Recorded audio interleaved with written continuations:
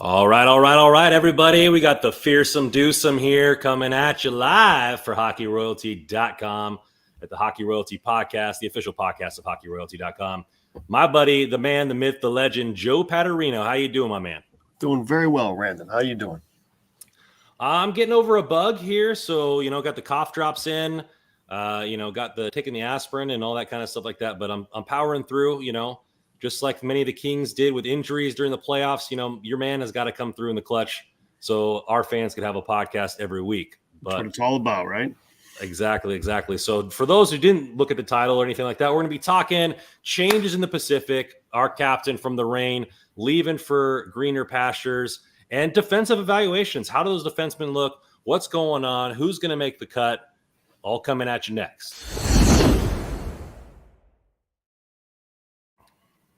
So let's get into it right away with our first topic, bye to the captain. Brett Sutter takes a coaching job, ironically, underneath his dad over there in Calgary. But longtime captain, over 1,000 games total in all the leagues combined that he's played in. Or was it just AHL that's 1,000 games? Is it complete minor league or just AHL? That was professional.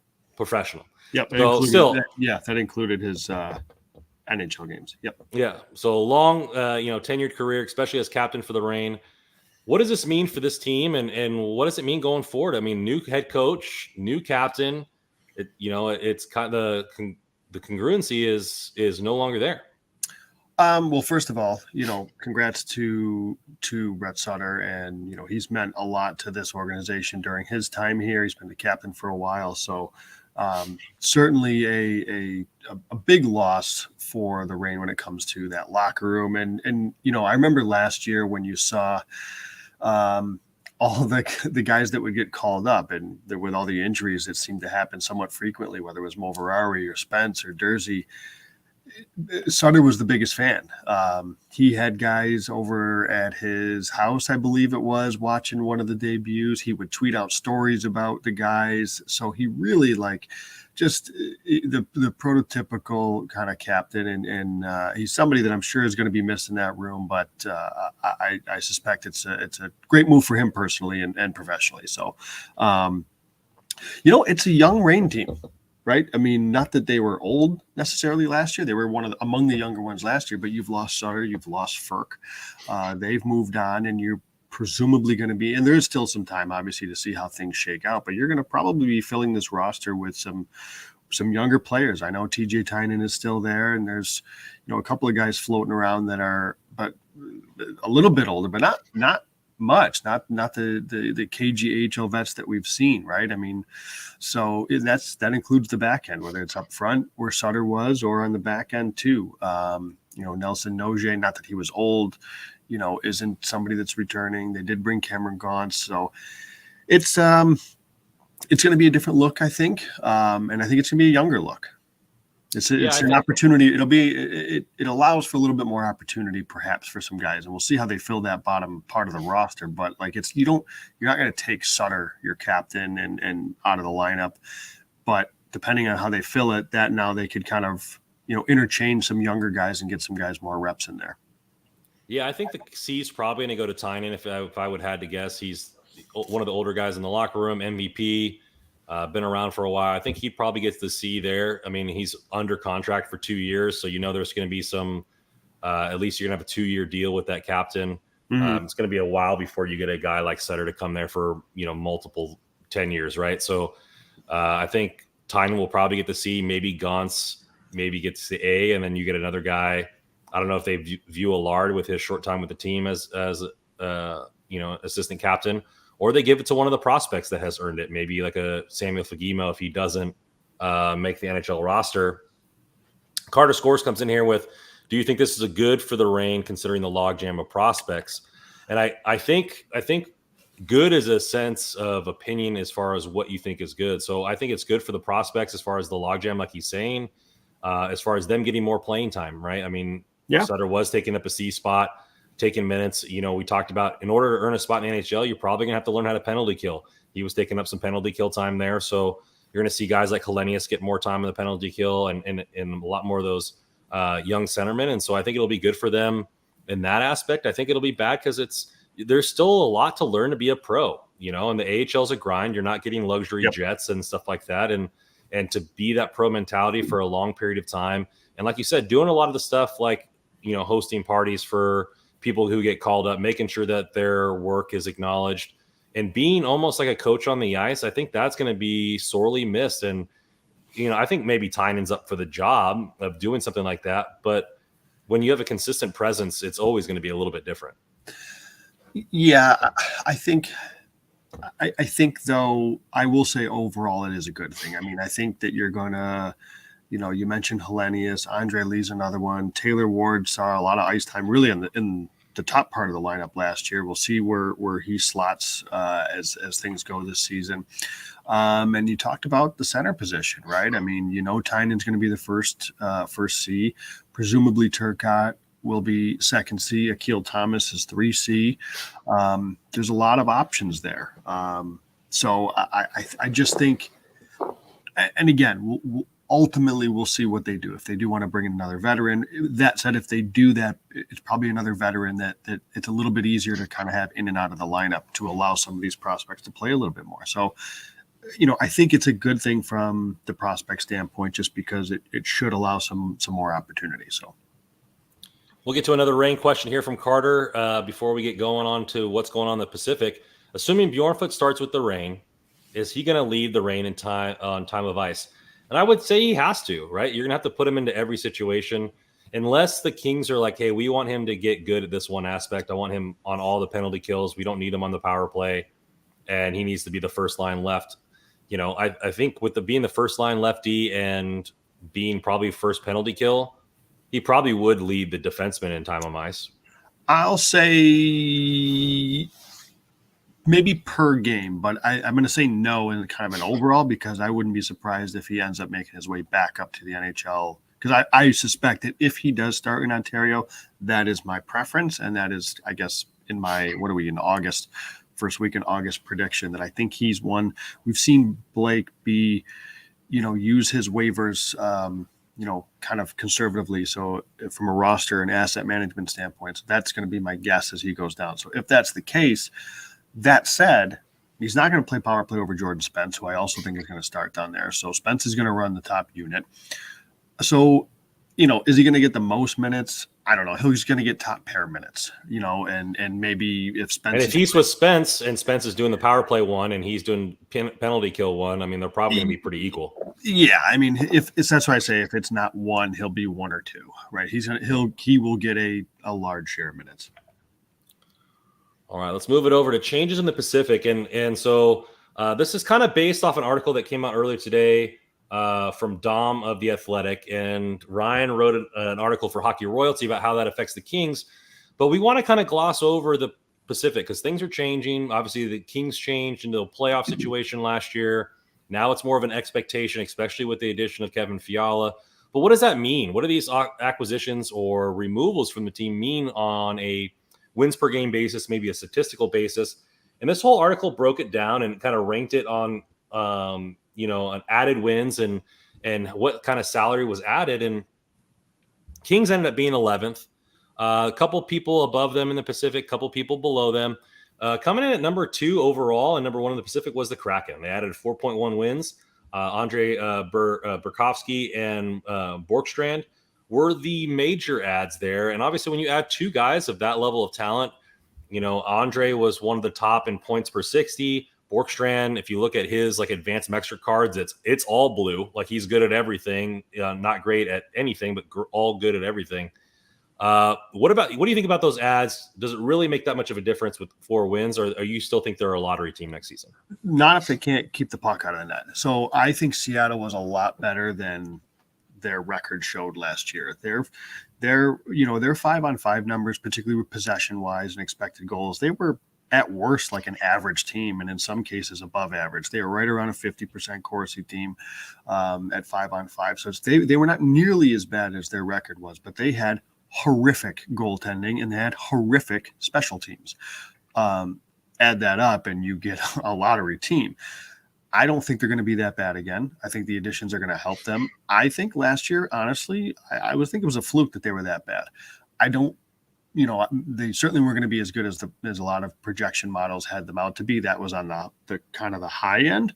They weren't nearly as bad as that, though. They'll be a lot more competitive this year. I think, and I know you'll get into some other teams, but kind of in the grand scheme of the Pacific, I don't think there's any team that has pulled away from the pack. Like you looked at going into last season, Vegas was kind of the lead dog in Edmonton. And then as the season went along, Calgary, they took the reins, but I don't think any team has pulled away from the pack. The bottom teams are coming up to the pack.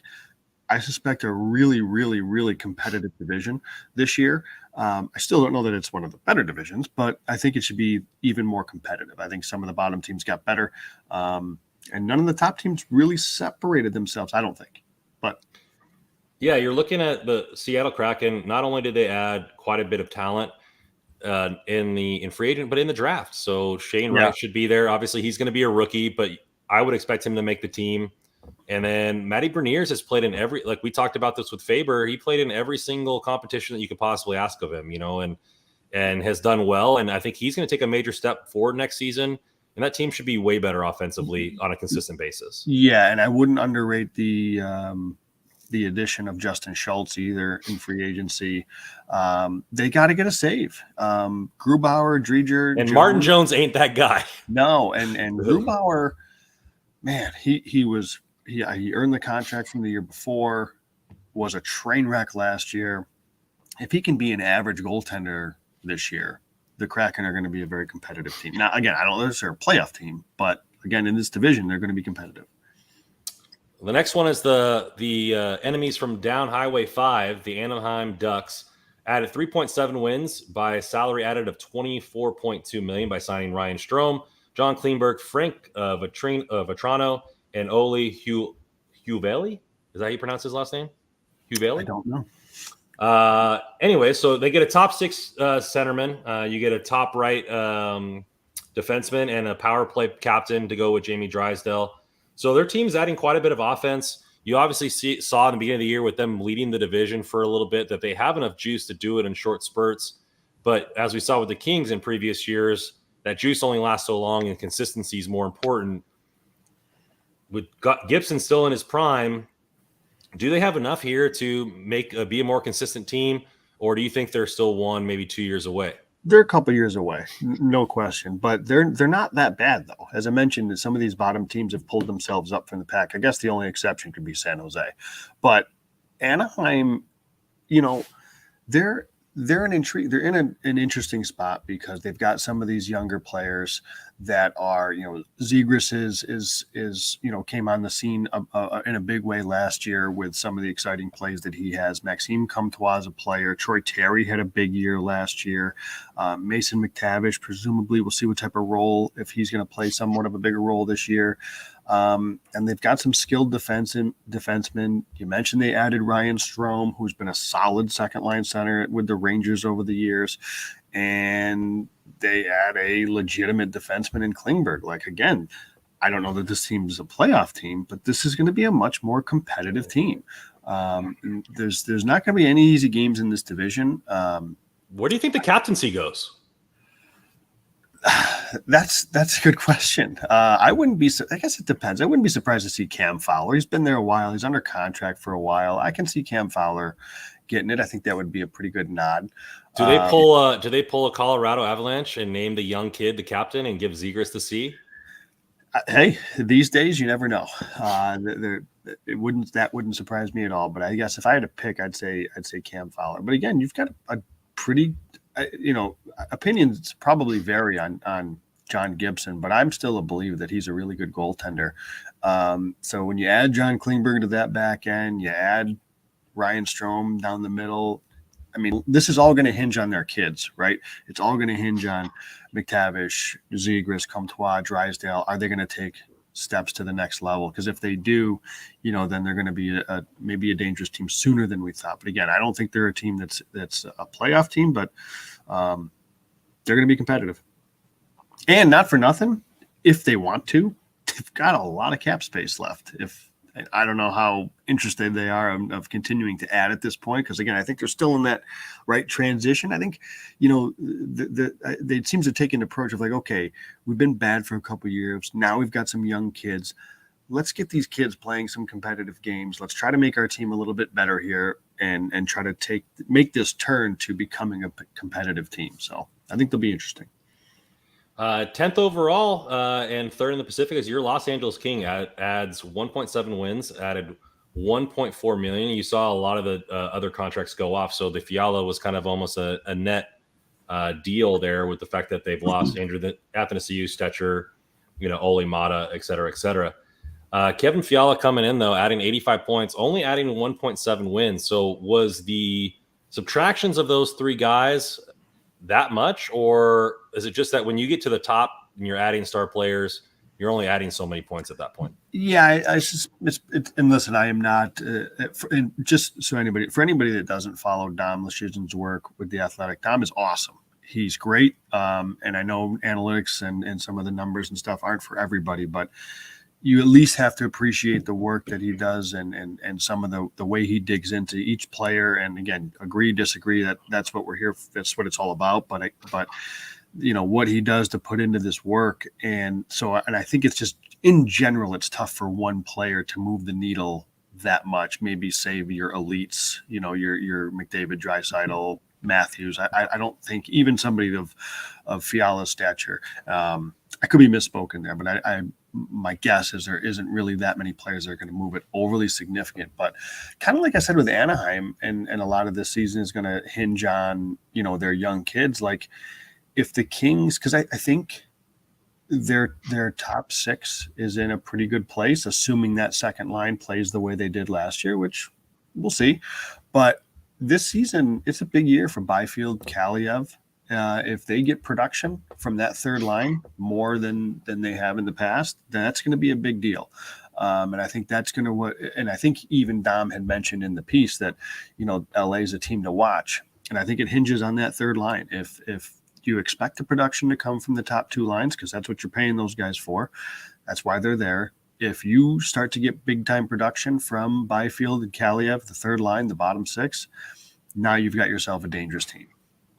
He comes in and says that Fiala brings more to the table than those three combined, and the Kings have plenty of prospects to take up any open spots on the roster. Los Angeles is a team to watch, and I think it goes in. You put him at 1L, left wing one, and everybody moves down. And now you have a guy who was playing first line minutes, playing with Byfield and Iafallo if they can make the cap work and everything like that. And we'll get to that later on in this podcast, but it's going to be something interesting there that I think is just going to make the team more consistent. And not that they weren't last year, but I think offensively they were a little dry at times, and they were winning games 2-1 or having to come back in games all the time. And I think this will give them a little bit of a breather. That, and with Doughty playing a full season. And so the other thing with what Dom does, and my guess is it's probably really difficult. I think there was a lot of uproar with some fans last season and even this season with the low projection points for him and other models. Listen, the Kings have some young players kind of stepping into significant roles, like Adrian Kempe hadn't yet popped off. You have Quentin Byfield. I think it is difficult to really kind of to project out for some of these guys as to how you're going to have a low 20s player, a high prospect, who really, through no fault of his own, whether it be injury or COVID shortened seasons, hasn't had the same development ramp up that maybe there has been in years past to get a more accurate evaluation. So it's probably tough for models to accurately capture guys like Byfield, guys like Durzi, guys like Kaliev and such. So something to keep in mind with all these teams, really. These are just wins added based off of stats from last season, right? So this doesn't take any progression into, hey, does he think it's like he's not contemplating, is Byfield going to be a 40-point guy? Well, I think it's off of a game score that it's a model that he puts together, but he will try to project that out. I mean, it's not going to be solely off of last season. Last season's numbers will be weighted into it, but there's going to be an attempt there to try to project out forward too. Absolutely. So, and Dom will do projections and player projections for the upcoming season as well.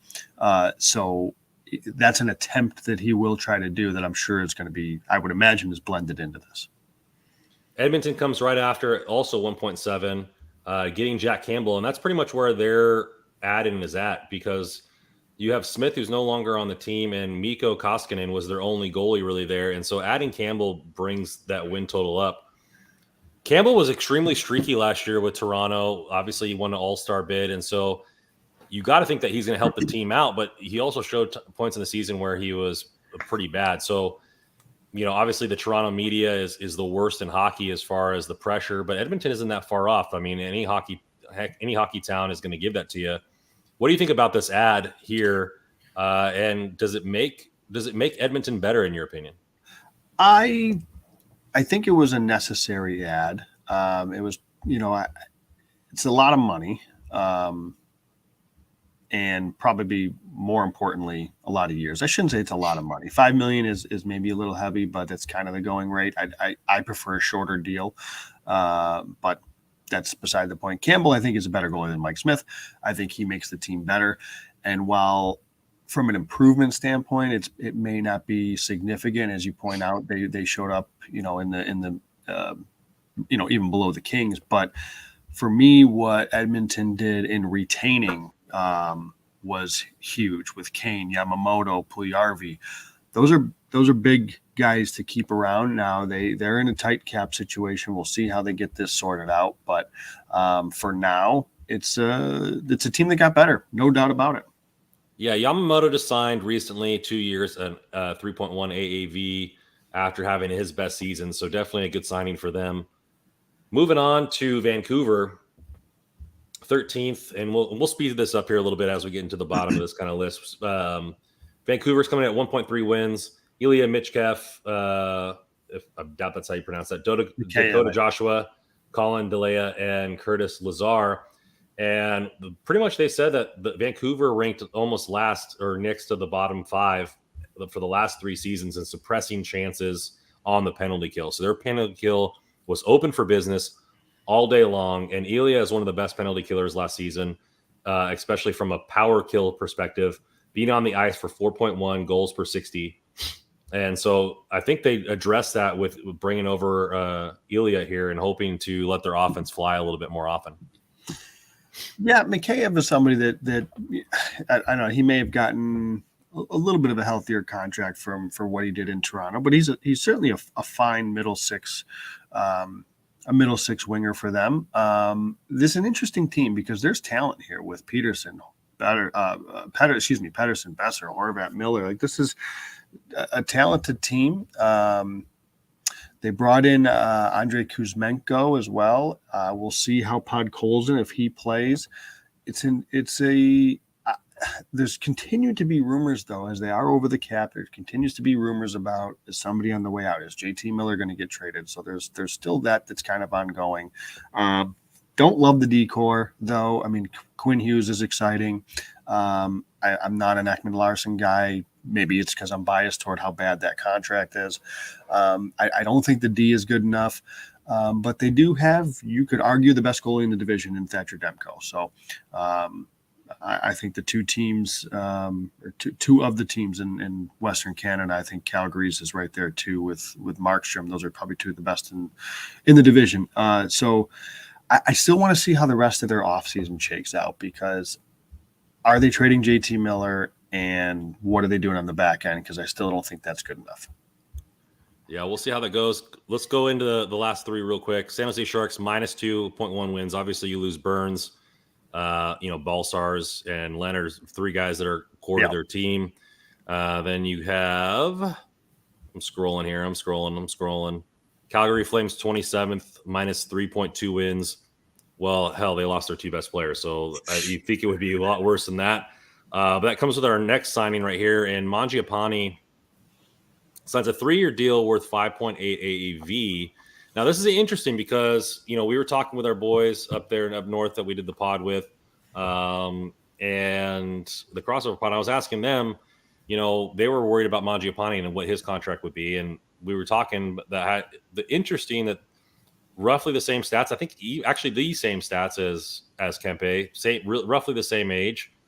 And, should their deals be somewhat similar?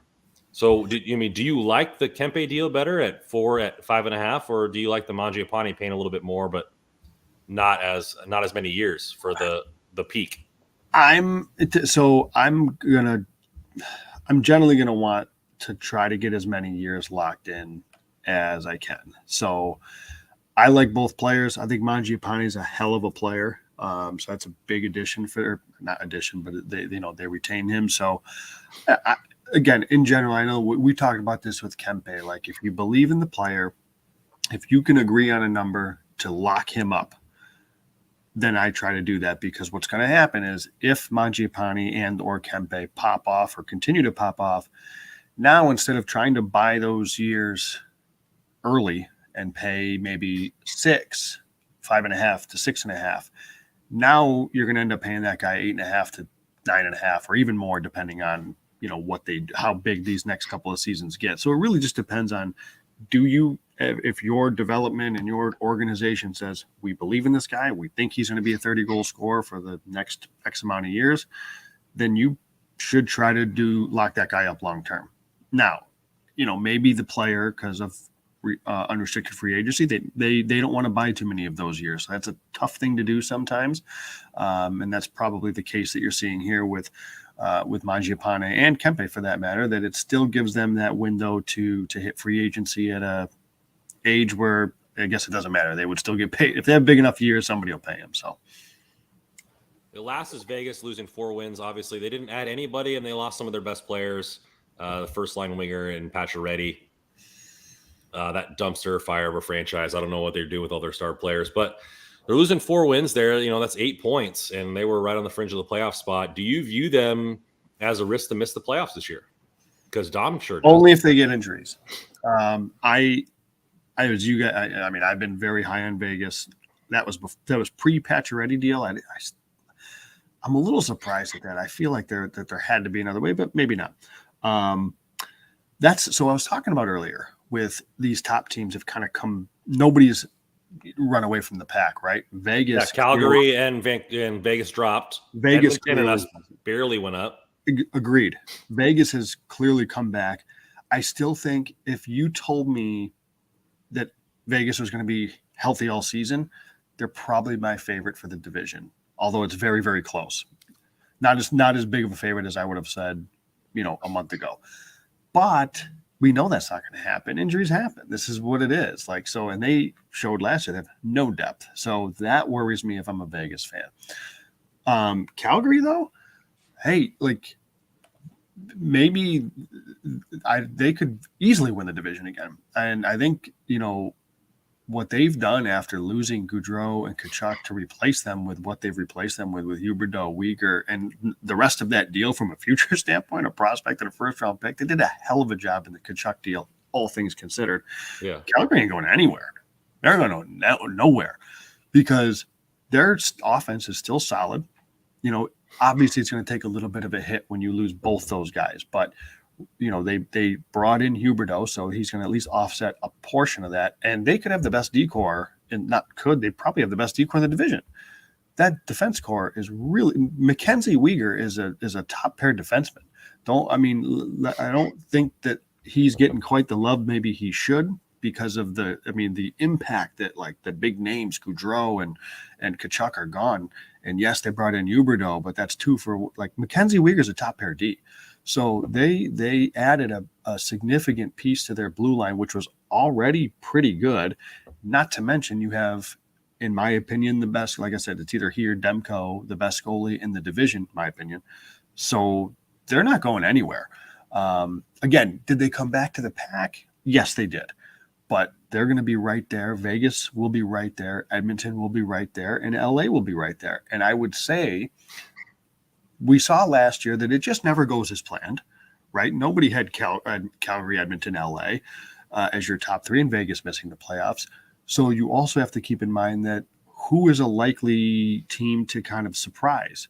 For me, the number 1 team in that mix in the West, in the Pacific, is Seattle. Depending on what happens with the rest of the offseason, I think Vancouver. And we talked about how Anaheim a lot hinges on the young guys. They're going to, Klingenberg's going to be out to try to earn a contract. So I think there's an outside shot. Anaheim, I still think they're a couple years away, but I think, don't sleep on one of these surprise teams that LA turned into last year. We were that surprise team, LA was. So it's going to be a fun division. It's going to be extremely competitive, I think. And I just don't know that there's any one or even two teams that have pulled away. But I think I wouldn't write off Vegas because they're way too damn good. They just have to stay healthy. And Calgary, as we thought, might be taking a big fall. I don't think they're going anywhere. All right. Next up for the word from our sponsor at DraftKings. The action never ends with DraftKings Sportsbook, especially this summer. With tons of ways to bet on your favorite sports, you can fuel your fandom and feel the heat of the season like never before. Plus, right now, DraftKings Sportsbook is giving a new customer risk-free bet up to $1,000. That's right. Make your first bet up to $1,000. And if it doesn't win, you get another shot to cash in. You can throw it down on all major action of baseball, golf, MMA, and more. Plus, with same-game parlays, spreads, money lines, over-unders, and props, your betting options feel endless. Do you want to bet on the baseball MVP? Who will win the division? On a game-to-game basis, hits, home runs? Keep your eye on anybody you want. Best of all, DraftKings is safe, secure, reliable. You can deposit and withdraw your cash whenever you want. Download DraftKings Sportsbook app now. Use promo code THPM. Make your first deposit and get a risk-free bet up to $1,000. That's promo code THPN only at DraftKings Sportsbook. Minimum age and eligibility restrictions may apply. See show notes for details. All right, we're getting into everybody's favorite part here, and that's just evaluating our own team. Go in and out. Who will start? And then we're talking defense today, boys. And first guy up is Drew Doughty. Now, I barely think he's going to make the squad, but we'll see how that works out in camp. No, I think it's going to be a major addition, and those 1.7 wins, I think calculates for a pretty full season. And Doughty is playing at a high level. He gets another offseason, a longer offseason to recoup. He says he's doing way more than he ever did with keeping his body in shape. And that was last season. I'm assuming he's doing the same this season, especially coming off of an injury. What do you expect from Drew Doughty come next season? And how big of an impact do you think he'll have on this decor? For the Kings, it's huge. He runs their power play. He's an integral part of their entire lineup, right? What they do on 5-on-5, what they do at special teams, in the locker room, you could say as well. I mean, he's the total package. He's been with this team forever. And I think he had a couple of rough years. And going back to the Athletic and Dom, he ranks the worst contracts in the NHL. And for a couple of years, Drew Doughty was number one or among the top. And he's now totally off of his top 10 list. And even he acknowledged, he goes, you know what?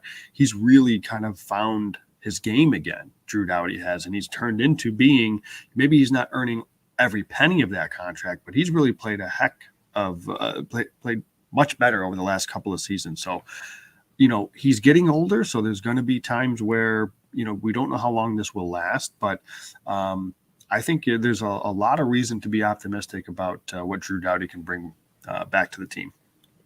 Yeah, I think he's in the same boat as Kopitar, and I don't think Doughty would like to admit it, but, on games that we're getting blown out or we're blowing people out, you got to give him a puff on the power play, on the penalty kill, because those are tough minutes, especially on the penalty kill.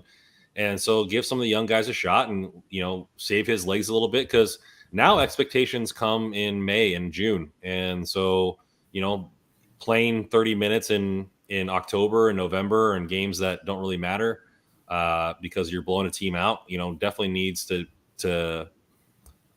kind of be in the thought of Todd McClellan. And then you have players like Durzi and Spence and Walker who can take up that power play when needed and get them some much needed minutes, there at that point. So I think he'll be huge for the team. I think you saw him saying that if we made it to the Western Conference Finals, he would have figured out a way to play. Like, he's just that type of dude. And yeah, he's a gamer. And you miss those types of players on the ice. And not to take away from any of the young guys that came in and propped us up in March when we thought it was all over and we probably would miss the playoffs because of the fact that it's hard to overcome all those injuries. Well, we did it and Vegas didn't. And that was because a lot of the young guys, but you never are not going to miss a guy like Drew Doughty. Yeah, that was the biggest thing. I mean, both teams suffered injuries, but the fact that LA had the likes of Durzi, Spence able to kind of step in and Moverari and backfill those roster spots was the big difference maker. Next up is the currently unsigned Mikey Anderson.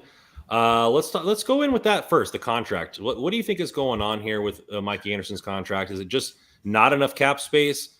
Do you think he's holding out because his camp think that he's worth more than what the Kings think? Right? I mean, is it a 3.5 to 3 million? Is he thinking he deserves 4? Does he want like a 7-year deal at like $4.5 million, like something to where the cap hit really doesn't fit now, but he wants to be here for a long time?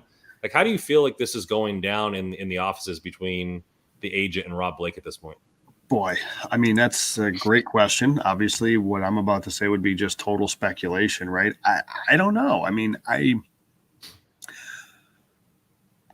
I think it's an interesting spot or an interesting case is Mikey Anderson, because he kind of by default is first pair is a LD1 in Los Angeles. He's not an LD1 in the NHL on most teams, I don't think. I mean, I don't think that's a controversial statement. I like Mikey Anderson. I like him a lot.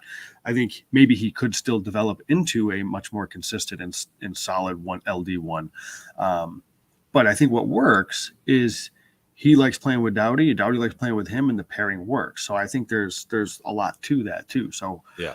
And again, by default, there's been nobody else on that left side. Bjornfoot, hasn't really played well, so there's nobody else coming up on the left side that's a prospect, and they obviously haven't really addressed it in free agency from a top pair standpoint. So, and again, I think they view Anderson's going to play with Doughty, and that's perfectly fine. Do you think he's an LD1 from a defensive standpoint? No, I don't think he's an LD1. I think he's a. I know, but that's not answering my question though. Like, if you take offensive ability out of it, because I think that's where he's missing. You don't think from a defensive standpoint I think he's solid. I think he's very good. I think he slots better in on the second pair, personally. Now, again, maybe we're nitpicking here, because again, I like Mikey Anderson. He's still very young, and I still think he can develop just fine. And maybe that's part of the issue with this. Again, total speculation here. I don't know I'm sure the Kings, they obviously like him. He is quite clearly their best defenseman on the left side right now. So they need to, make sure that they get him in locked up or signed at least for the short term, because there's really nobody else here, barring a trade of some sort. But I don't know. Do the Kings want to commit to Mikey Anderson as LD1 for a long time, or could you? But that said, at a number you threw out there, like $4 million for a long-term deal, a 6-7 year deal, you could eat. That's perfectly fine. To caps going up, all that kind of stuff. Yeah, and that's that you can play that at second pair D too. That's perfectly fine. So I think and it's not really any fault of Mikey Anderson's. Like, he came in at a young age. He took advantage of a thin position, and he's earned it. Like, I don't mean to say that he hasn't earned his spot, and he's come along nicely, but look at the other, some of the top left defensemen in the NHL. I mean, I'm sorry, I'm just not putting Mikey Anderson among them. So what's going on with the contract? I don't know. I don't know what he's coming in thinking. I'm not sure. I'm with Carter Scores here, saying that it's a little worrisome for me. And I think the camp for me, in my opinion, is pay me what I've been playing. Like, yeah, I might not be LD1 compared to a lot of other players in this league, but he's LD1 in LA. But I'm LD1 in LA. I'm playing 20-something minutes a night. I'm the one banging Connor McDavid in the boards in the playoffs. I'm the one that carried this team when Drew Doughty was out on the first pair. Like, I'm the one that did all those things. Like, is that really worth $2 million to you guys? Is that really worth $2.2 million to you guys? Like, I have a feeling there's a pretty significant gap, and in hockey that may be only $500K, but you're not seeing players getting paid $50 million like you are in the NFL. Yep. So $500K is still a lot of money. That is a big difference. And I'm not saying it is $500K. I don't have any sources, but I'm saying I think they're off on salary, because for me, like, does he have to take the home team discount? Hey, I want to. Like, I'm going to take one more year at a low pay. Like, what if he gets injured next season? Then that next contract isn't as big, or a promise or whatever. Like, there's no promises in hockey from year to year on a salary standpoint. Like, to be honest, he deserves to get paid. But what is that? He's not. That's the kicker. He's not a $7-8 million defenseman. No. But he's playing LD1 minutes. So where is the sweet spot for that? And the Kings at this point can't afford to pay him $4.5 million without moving a salary. So where does that come into you? Where do you think it ultimately ends up being if you're just throwing a guess out there? If I had to guess, it's a guess would be they'll kick the can down the road. It'll be a 1-year deal, and they'll move on to next season. 1 year at 2.5, 2 million, something like that.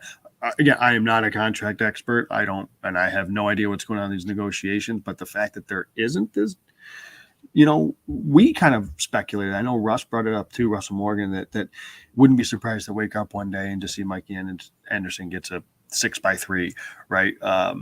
Extension or something like that. And while that still wouldn't shock me, it's just a little odd. I think that it hasn't happened. I don't know. I don't know what it means. I don't know. I think it's interesting.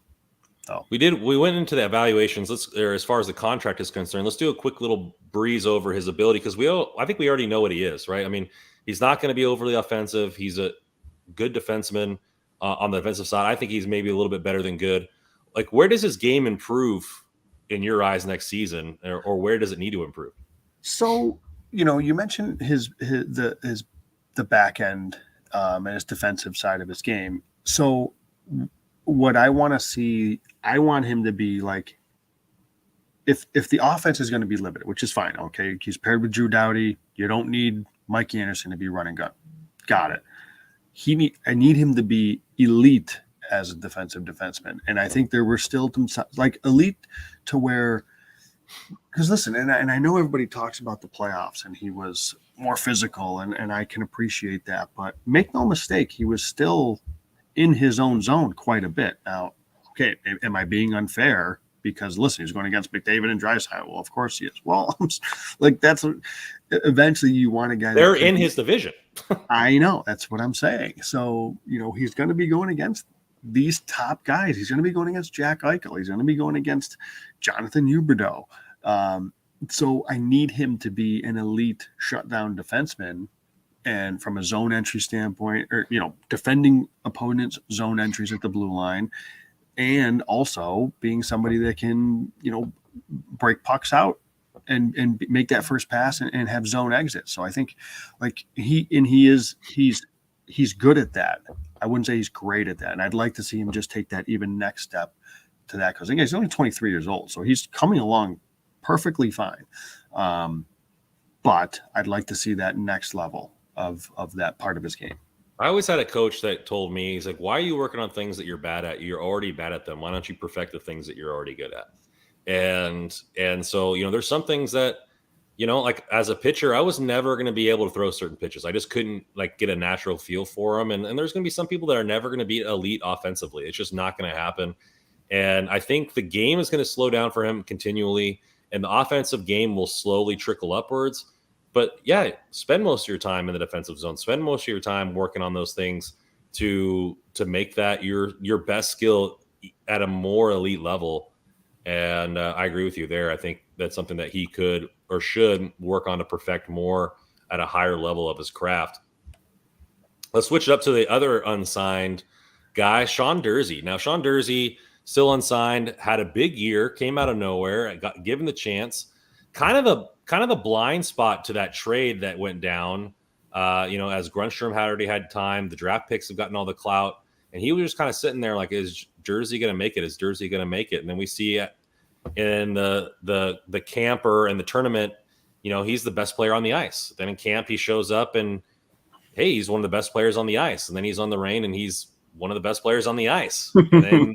And so it just kept continuing. And you saw, okay, Durzi knows what he's talking about. He's vocal. He's doing this. He's doing that. And there was never a negative word spoken about him all the way through until he got brought up. And even then he was consistently, coming up and scoring goals and getting assists. And you were like, okay, the defense has been missing these points, and sure, we'll take the here and there of, him missing a defensive assignment, and there's a assignment, and there's a 2-on-1 going the other way because he's a rookie. But overall, for his first season, I thought it went very well, and they asked him to play some very tough minutes down the stretch.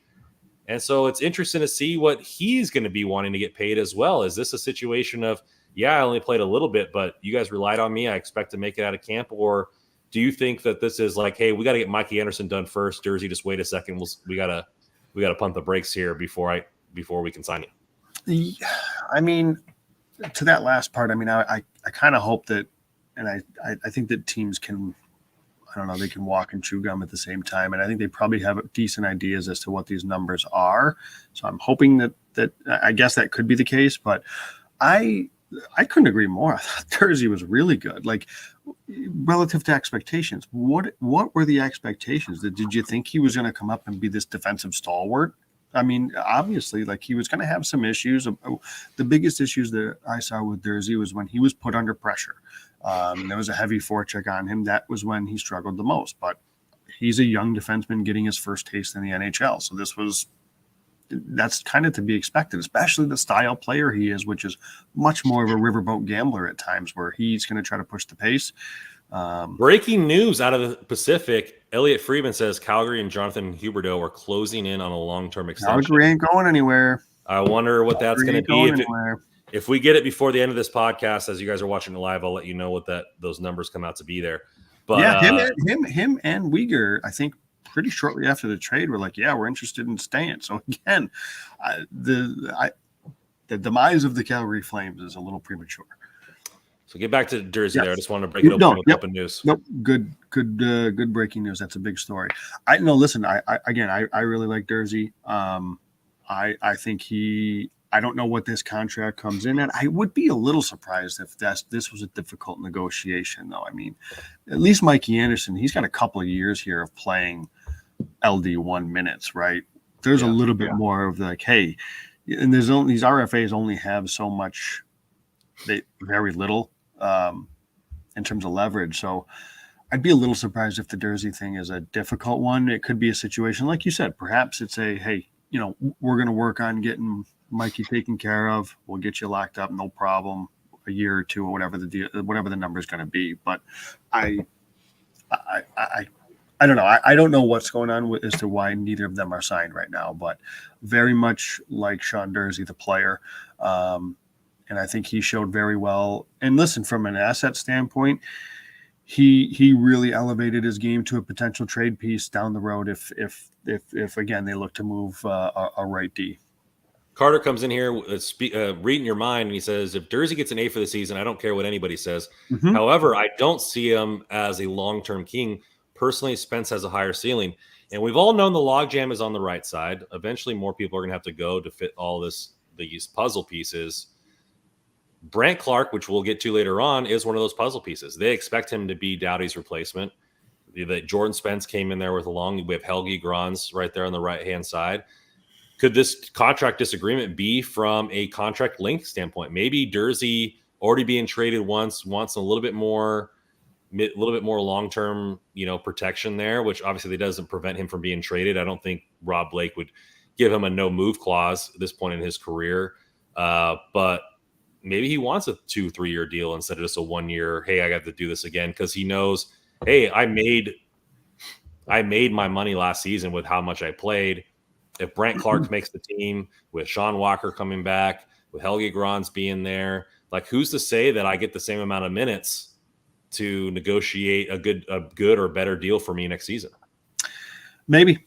Yeah, it's entirely possible. And again, I don't know how much back and forth there can be with that. He just doesn't have quite the same leg to stand on, I think, that Mikey does in terms of what he's brought to the NHL to date.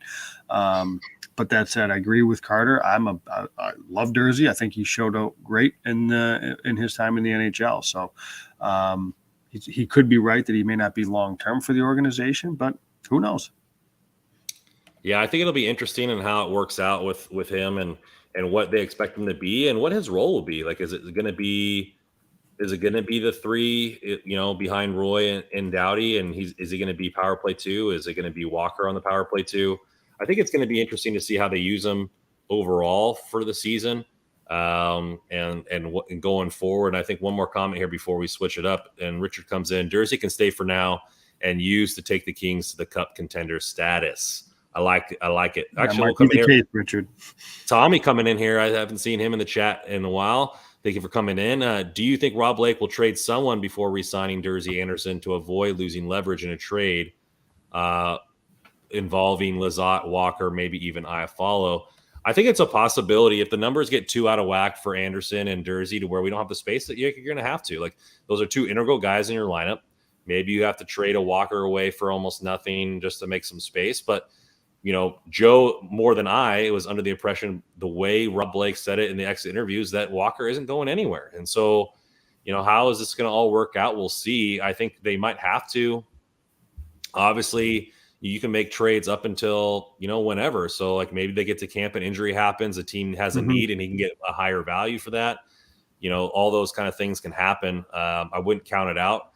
I think there's also a time and place where the Kings can make both of these fit underneath. And, you know, there's a waiting game going on here. Obviously, the agent's trying to do best for this client and Rob Blake's trying to do what's best for the Kings. And so I'm not, you know, it's not like what I just went through with Deebo Samuel for the Niners, and like he was a week into camp and then he finally signed. You know, like, we're not even there yet, and so I'm not too worried at this point. You know, obviously you would like to have all your you know, your T's crossed and your I's dotted, but at this point I'm not too worried. And I think, you know, as we get closer to camp, we might see some of these dominoes fall. On to his D partner for a long period, for a certain period of time, and it wasn't a great period of time. Tobias Bjornfoot. I think this is probably the most polarizing group or polarizing player on the D core on what he should be, where he should be, you know, where he could possibly start the season at. And I think it's kind of crazy here. You know, first round pick, I believe it was 19th overall, if I remember correctly, or 21st, somewhere in there. Regardless, over 100 games in the NHL. Like, you think that he pretty much has a spot locked down, but you're saying maybe he should start in the air to marinate. We had a person in the chat say it earlier. It's been quite thrown around on Twitter, and I think a lot of people are down on Tobias Bjornfoot because he didn't play didn't play well down the stretch. And for me, I think some of it was overblown and some of it's well deserved. And, you know, at what point is going back to the A not really beneficial to him? I don't know if that's the case. At what point is his game just at this point, like, needs to be better? I think we are at that point because you're over 100 games. You are taking a spot and the Kings are in contender status. So it's no longer the time where it's, you know, NHL games are time for growth. Like, there's got to be some real difference there. And I think he's got to decide what he wants to be, because you see him join the rush. You see him try to stay back, and he's trying to do a little bit of everything. And I think you see a little bit of fight in him, knowing that where he is at in this position. Take wherever you want out of my little ramble there to start your thought on Tobias Bjornfoot. I'm struggling. I mean, rewind to last offseason, my pick would have been Cal Clegg to get the roster spot over Bjornfoot. But listen, okay, they ended up trading Clegg. They gave Bjornfoot the run. Fine. He did nothing in my eyes to solidify anything. And again, like we said earlier, like, I think Blake has shown he'll use that for the guys that are waiver exempt. He will use it. So I think Bjornfoot, given them bringing back Alex Edler, they have Jacob Moverari. They have talked about, Blake said there's going to be a right shot D that plays on the left side. I think Bjornfoot, the writing's on the wall that he starts in Ontario. The other option, I suppose, is they expose Moverari to waivers again, and he could pass through again. I just don't see the need to do that when you have somebody that's waiver exempt like Bjornfoot, and now Moverari has some games of NHL experience, and he played okay. It's a small sample that I understand that, but he certainly didn't look out of place or any worse than Bjornfoot did. I think Bjornfoot needs to play a lot of minutes and some heavy minutes, tough minutes in the AHL, and to kind of see where his game goes, because I don't think he is an LD2 for the Kings. I think he's shown that. You brought Alex Edler back, I presume to be the third pair, but he might end up by default playing that second pair. And then Sean Walker is still here, not going anywhere, in my opinion. So I don't see I don't see the fit for Bjornfoot unless they just are going to view him as a seventh defenseman. I think he starts in Ontario. I think he'll have every opportunity to make the squad. Perhaps. And if he's, I mean, people can make strides. Like, we never saw 35 goal campaign. Like, we never did. I mean, I did, but and I'm going to ride that until next season. You did. So, but like, what if he comes into camp and he's put on like 5 to 10 pounds of muscle, and like you see him like just take this leap forward as a first round pick candidate anytime. Like, he should have every opportunity. Just because he's waiver exempt, like, I don't think that's a point to where he has to go to the AHL. Like, he should have every opportunity to earn his spot. And if he's better than Mervari and Edler, then he should make the roster. I just don't know that he is. Now, he, at least from particularly in reports from Russell, didn't look great in development camp. Again, not to read too much into development camp, but you would expect somebody that's been in the NHL for a while that is going to look like somebody that's been in the NHL for a while. You expect him to be what he said Byfield and Kaliev were. Like, hey, sure, we're NHL players. You guys are all prospects. This is how the game is played. A step ahead. Yeah. So I don't know. You're right. In camp, maybe he just really something clicks and it opens eyes. And if that's the case, by all means. But we've had an extended look. And it's tough because he's only 21 years old. Like, and it takes some time for a defenseman, particularly, to develop. So I really, really don't want to like give up by any means on Bjornfoot. But if you have the opportunity to let him go down and get some minutes in Ontario while you have NHL options, like if they didn't bring Edler back, okay, well then maybe he does stay up. But you brought Alex Edler back for a reason. He's going to play, and he played well. Full credit to Edler. He played well when he was healthy last year. So I mean, I think that's going to be a battle in camp, though. To your point, like it's going to be a battle probably between Bjornfoot and Moverari, to where the organization is going to say, okay, which one do we want up and which one do we want to send down? With the caveat, Moverari is going to have to go through waivers. So that's going to be your battle in camp, though. Yeah, Richard comes in. Bjornfoot has time to figure some things out. Worst case scenario, he'll be packaged for somebody. Somebody's going to want a first round pick, right? With that amount of games played under his belt. I feel like the shine wears off though when you've struggled as long as he has. Like, and you look at his underlying numbers and his possession metrics, and they're just not good. And again, he's still a very young defenseman, but it's troubling. It has to be. New time commenter Beg Junks comes in here saying, I'm getting my birthday ticket soon. Congrats, man. I want to go to a couple games this season. I'm looking at tickets for here in Dallas. I always go every time they come in here. But he has another question about the team. I like Jersey and Anderson. We should have dropped Elias and Anderson Dolan. What do you think? He also comes in Mervari. And Mervari, those are fighting words for Joe if you've ever come on here. So if you don't want to get banned, I would stop with that. And just kidding there. But I think Jersey and Anderson, obviously, Anderson's coming back. Jersey is going to be coming back. They're going to get these deals done. How they get them done, I don't know. I don't think they come out of expense of one of these other two signings.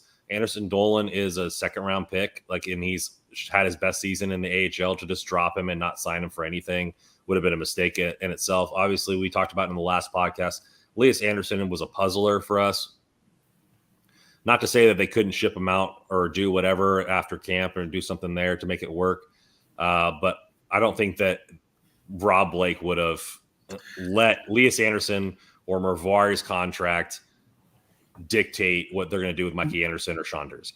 No, and the more I thought about Elias Anderson, like it's a no risk deal. Like if he pops off and has a great camp and he makes the team, awesome. It's a good thing. If he doesn't and they send him down to Ontario, whether he clears waivers or not, I don't think it's any skin off the back. I think he's a guy that can stick around for some depth and be called up if there's some injury situations. But I echo your points on Anderson Dolan too. Yeah, I just think that we're fans freak out because things aren't nice and tidy, right? And so, man, they want obviously that were prominent roles to be signed. I want them to be signed. I don't want this hanging over our heads. But Rob Blake, if he thought that any of these players, like I said, were going to get in the way of these contracts, he wouldn't have signed them, right? Like Mikey Anderson's way more important than Elias Anderson. So, like in his mind, maybe it's just vernacular. Maybe they're fighting over years. Maybe it's just, like I said, small cap space differential in the NHL. 250K is 250K for a guy that's 20-something years old. So, especially down the stretch, you're going to be having these kind of things until the cap increases. And Russell, who knows? Like he talked about it last time, the cap could be going up 3, 4, 5 million next season with the ESPN deals. We don't know, or in the future, maybe not next year, but in the future. So just something to keep an eye on there. We'll go to the next. Go ahead. 8 by 10.5. Jonathan Huberdeau. 10.5. Mother of pearl. 8 years. 8 years, 10.5 million per for Huberdeau, Calgary.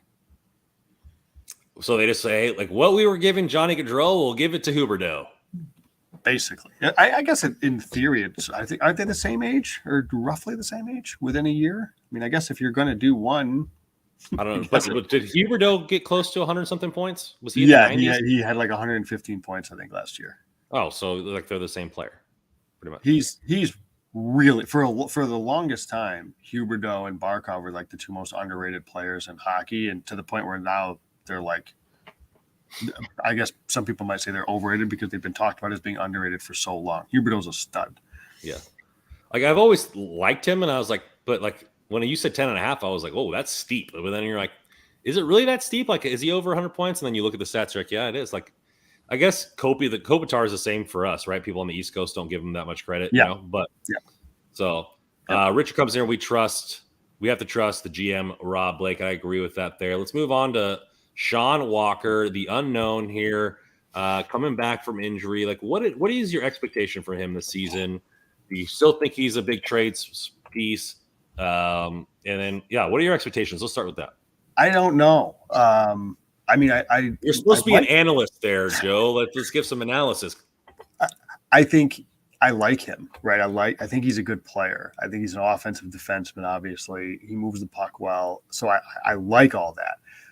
But he's coming off a pretty big injury. He, by all accounts, is going to play the left side. Presumably second pair with Matt Roy. I guess we'll see how it shakes out. So I don't really know what to expect, again, for the year where he's coming off a significant injury. He's going to be moving to the left side. So we'll see what he is going to be. I don't think he's a trade piece because I don't know what value does Sean Walker have right now in a trade. I don't think there's – I just don't think there's any to where you would deal him. I don't think it makes a whole lot of sense. I think there's value there.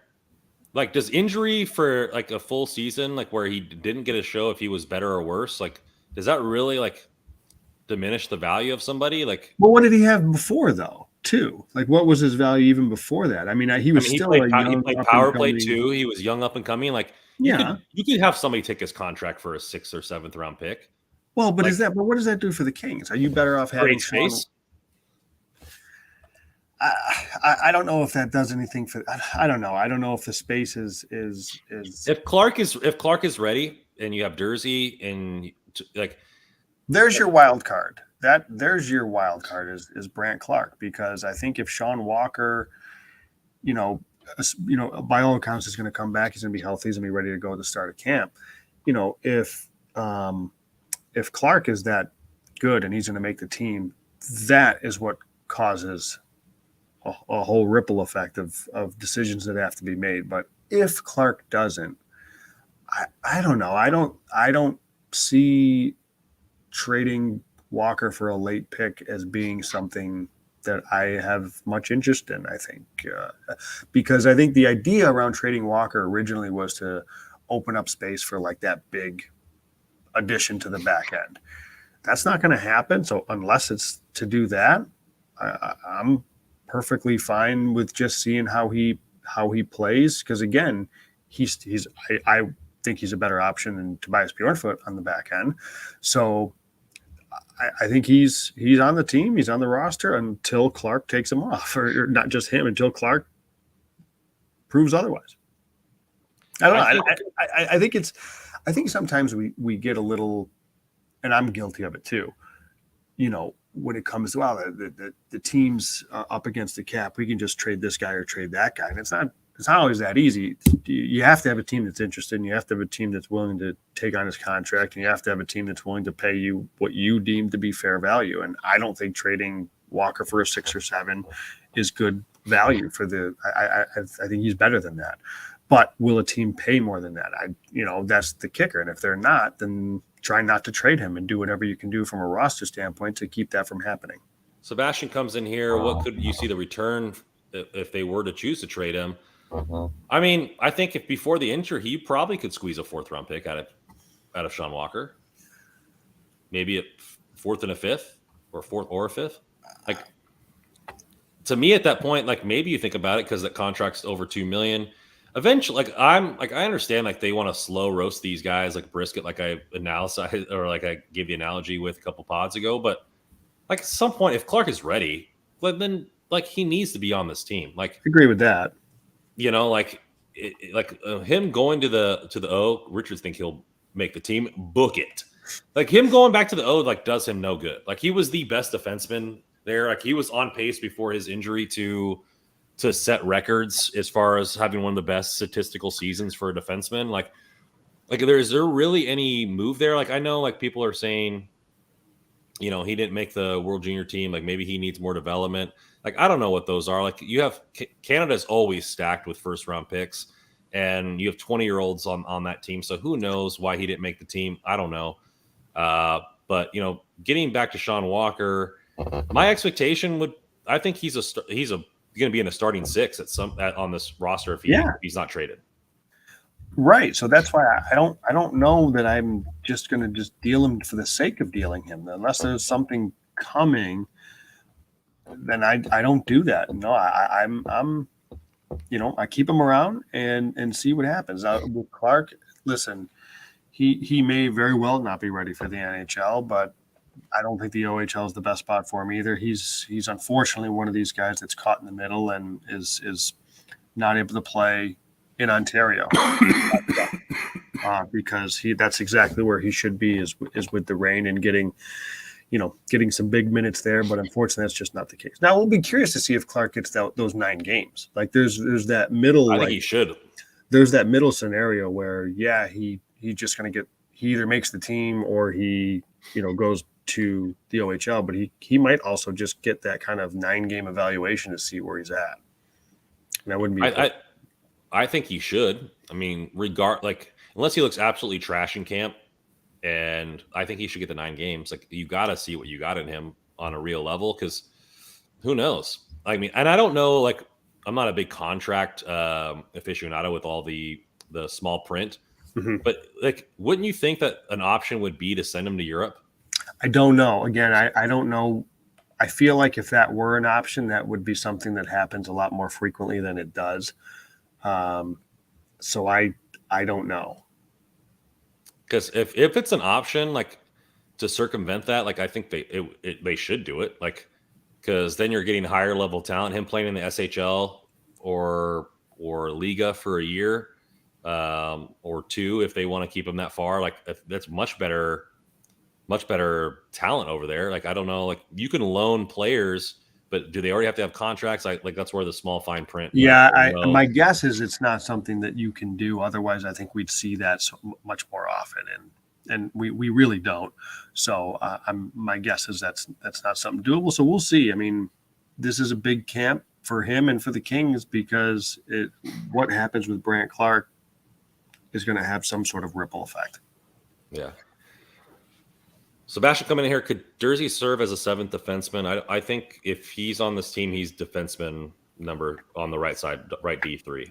I mean, so the one thing you could do, though, say if we assume Spence and Bjornfoot go down and your 7 are Anderson, Doughty, Walker, Roy, Edler, Durzi, and then Moverari is your 7, you kind of have the ability to play around a little bit. If Durzi, if you wanted to give him a give him a puff or think he needs to get into the, watch a couple games from the press box, you could slide him out, move Walker back to the right side, and put Moverari in on the left side. So you then have a left side of Anderson, Edler, and Moverari with Doughty, Roy, and Walker on the right side. So, I think it offers some flexibility to where that's kind of a nice thing is they can kind of interchange some of those defensemen if they need to in that scenario.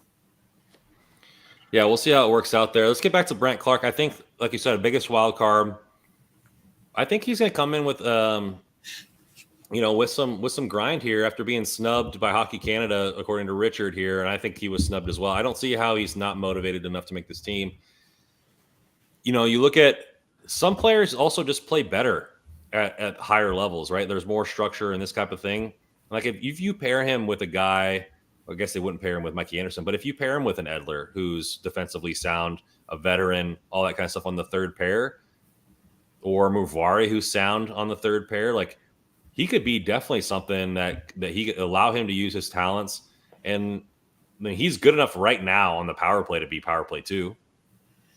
59 points in 55 games in the OHL. So he's showing offensively he's got that side of his game. I know there's people that do question a little bit of his awkward skating and how he's going to handle maybe that is a negative when it comes to the speed of the NHL and the transition game and how he handles that going from offense to defense and through the neutral zone. That could be potentially a problem that, we'll see come camp how that looks. So it's hard to say because, haven't seen him really play against NHL competition yet. And we'll see it, kind of in training camp and get kind of our first look to see how much of a shot he has.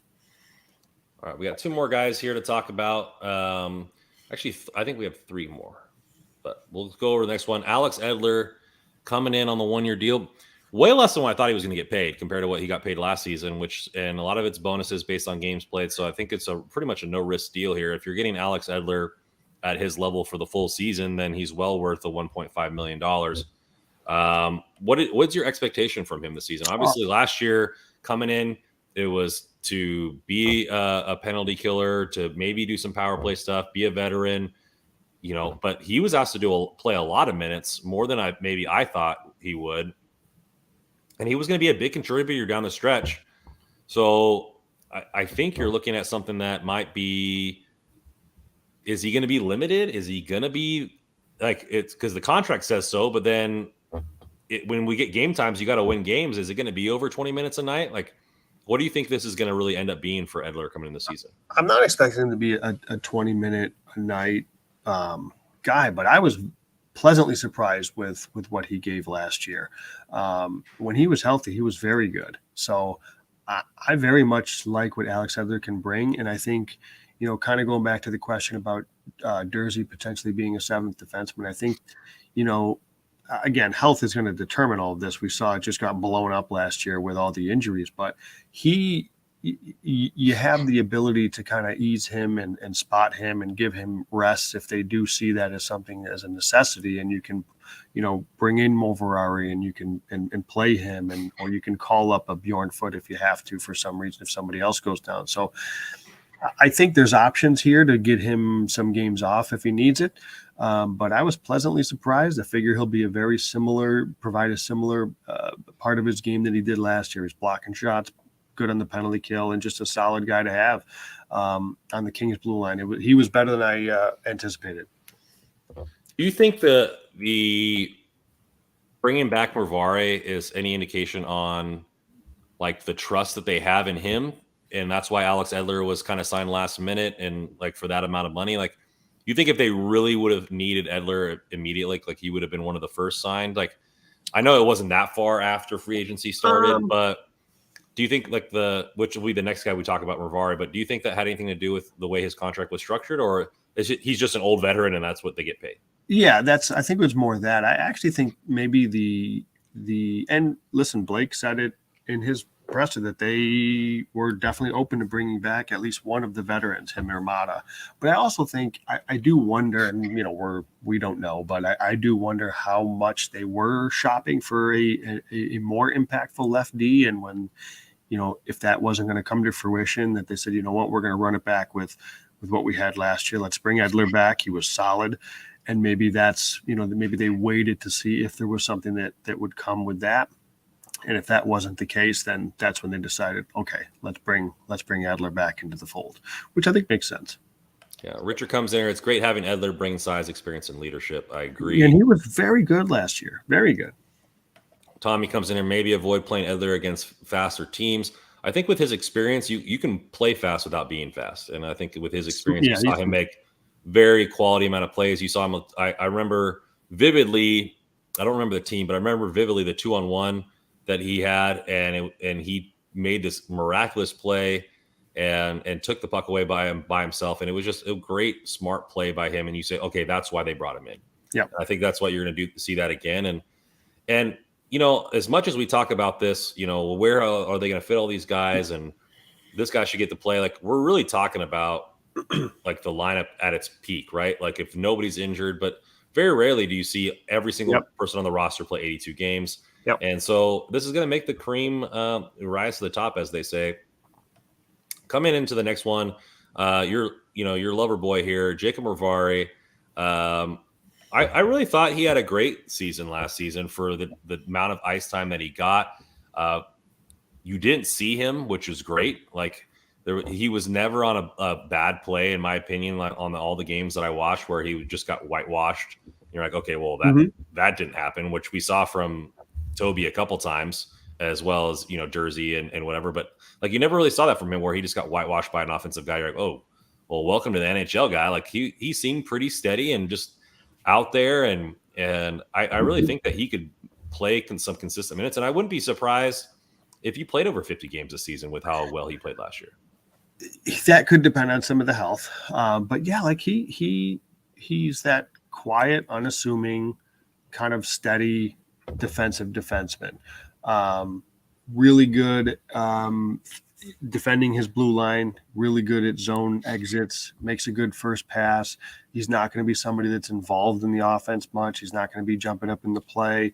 He's not going to be deep in the offensive zone. Like there's times you saw Doughty or Spence that they'll go down low if they have to in the offensive zone. You're not going to see that much from Mervari. What he's going to do, though, he graded out very well. When it came to zone entry defense and when it came to zone exits, and there's all three zones is a website that does a very good job tracking that stuff, and he grades out very well in those situations, and that's what you're asking him to do, and that's what you're expecting out of him. I don't think there's an expectation of a lot of offense. It's, hey, when the puck gets into our zone, let's get it and get it up and out, and he's very good at that. Yeah, I just really liked his game, and I think like you need some teams like that, or you need some players on your team like that are just consistent. And right now, it seems like the Kings have quite a few of those with Roy, and you'd say the same for Mikey Anderson's pretty consistent. Obviously he's doing it against higher opponents, being on the first line. But this Mervari is playing like the way Mervari plays is what I think I expected Tobias Bjornfot to play like. That, for some reason, I don't know why I had it in me that I expected a little bit more offense from Bjornfot. Maybe that's just me being wrong and my expectations not being fair, but that's fair. Mervari stepped in and just looked polished. He looked like a guy that's been there before. He didn't look like it was a young defenseman overwhelmed by a situation, which I think Bjornfot at times can look like. And again, it's probably just because we've talked about, we don't really know what Bjornfot is. We know what Mervari is. He's a defensive defenseman. He's going to try to stop you from coming into the zone, and he's going to try to get that puck up and out to the forwards as quick as possible. That's Mervari. If he gets sent down to the Reign for some reason and Toby makes it over him, do you see him as LD1, or do you think the Reign maybe give Kim Nusayainen a little bit more ice time just because he's an up-and-coming prospect? I think I'd see him as LD1. I think I would see Mervari LD1 either with Spencer Grans, and I think Nusayainen would be 2. Yeah. Richard coming in, Mervari and Jersey or Clark would be straight fire. I agree. I want to see Richard. I want to see Clark get some games, and I like Mervari a lot. So getting into our last guy, young guy who was on fire for a lot of the last season. One of your AHL defensemen of the year, made the All-Star team, first team, Jordan Spence. Now, I mean, his path to the NHL was unlike any other, but definitely earned it everywhere that he was at. Showed his excellence going forward, came in, and I mean, we talked about the rain at nauseum last season with making it rain, and none of us expected him to be that good on the team. I think I see him starting in the AHL, but let's go back a little bit. What did you see from him last season, and maybe what are your expectations going forward? So we talked about how Durzi showed out great in his debut and played well. Spence was even better, in my opinion. He was good in the offensive zone. I was pleasantly surprised at how well he was in his own zone. Again, another really good defenseman, which isn't too surprising given how skilled he is, but a really good defenseman at moving pucks. Again, up and out of the zone. He started transition. He jumped into the play. It's hard not to love this kid. There's a lot here. And again, I agree that just, again, because of his waiver situation, because of the logjam in LA, he's probably somebody that starts in Ontario. But, man, he's the one that is first up, right? If something happens somewhere in the blue line, he's coming up because he was, again, small sample, of course, didn't play a ton of games, but really, really impressive with what he showed in such a small amount of games. It just seemed like in the AHL, like it seemed like he was getting a point per game. Like anytime, if the Kings got on a power play, like he was getting a point. Like that's what it seemed like. Or that the Reign got on the power play, he was getting. Yeah. That's what it just seemed like, and it shouldn't be any different this year with Tynan back on the roster and Samuel Flagimo lighting up rockets from that dot. I mean, he should be getting quite a few assists coming on the power play, and so it's very interesting, and I really like the way he plays, and I think I haven't really voiced this a lot, but I thought he was better than Durzi for more consistent amount of time. Yep. I think that when you look at like the season there, in my opinion, Durzi came in when it was like when the defense was so parched, right? Like it almost felt like the Kings were in the desert for scoring, and Durzi was an oasis in the distance that you could run to. And it's like, oh, thank you for this water. It tastes so good. And just because Spence came in when they were humming or whatever, and playoffs looked in sight, doesn't mean his gameplay was any less impactful. No, I really like what Jordan Spence showed. I think another year, again, a really young defenseman at 21 years old. Another season in Ontario is not going to hurt him at all. But the Kings, again, just showing their depth on the right side of the blue line. They're in good shape there. Yeah, I think he'll obviously get some games with whether it be injury or just dominant play again in the AHL. I think he'll get some games up there and he'll do just fine. Maybe a trade midseason opens up some room for him. It's something that really I have, high expectations. I really have super high expectations for him as far as in the AHL. He should definitely be one of the top defensemen in the league, in my opinion. He was first team All-Star last year. So those expectations should remain high. And then when he comes in to the NHL, I would expect him to be at least as good as he was last year, if not a little bit better on the defensive side, because the fact that the game should have slowed down a little bit with that the amount of seasoning that he got. I mean, the right side in LA has Doughty, Roy, Durzi, and Walker. I mean, I know Walker's probably going to play the left, but they have 4 right shot defensemen that are all solid to really good players in the NHL.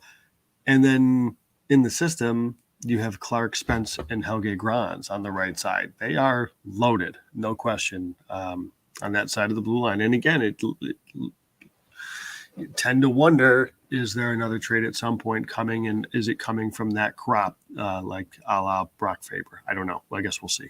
Time will tell. Yes. Sebastian coming in here. What about expectation for Velarde? We went over that a couple podcasts ago. Just go back, whether you're watching on YouTube or the podcast, and we'll have it up there for you. Devo comes in and says, I think a few prospects are going to get traded this coming year for defensive help for the big club. Trades are not something Rob Blake is afraid of.